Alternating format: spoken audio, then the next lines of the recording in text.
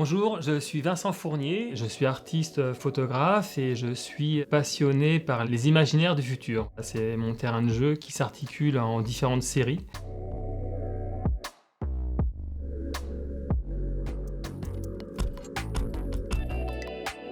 Cosmic Memories montre des architectures futuristes des années 60. Les années 60, c'est vraiment l'âge d'or du futur.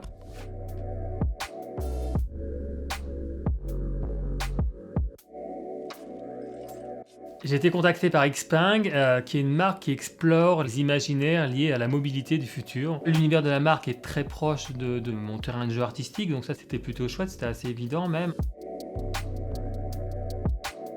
Ça m'a permis aussi de pousser un peu plus loin des projets. En fait, moi, je m'intéressais beaucoup à l'idée d'homme augmenté parce que c'est encore un des seuls imaginaires assez fertiles. Et puis, je suis très content que la marque ait accepté parce que c'est assez gonflé quand même d'explorer cette idée d'homme hybride avec des prothèses que j'ai traité de façon esthétique, plutôt ludique, assez désirable en fait. Trouver un équilibre entre à la fois une espèce d'identification et en même temps de certaines distances parce qu'effectivement le corps est traité avec des éléments qui renvoient à la machine.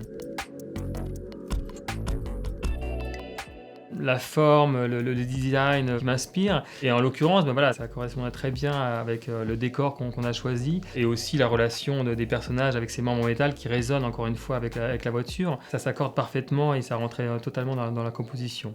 Sur la mobilité, ça m'intéresse Xpeng parce que développe des projets assez fous qui font rêver. Et je trouve que c'est très important de rêver.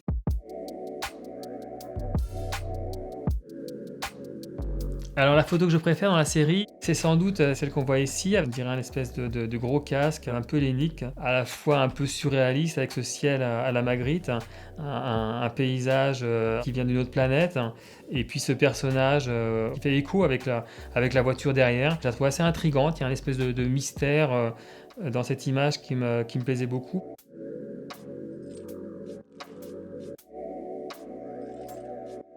Ce qui m'intéresse dans cette exploration du futur, c'est à la fois l'esthétique en fait que ça produit, et puis en même temps la capacité que ça a à générer des histoires. Ça crée un espèce de fantasme.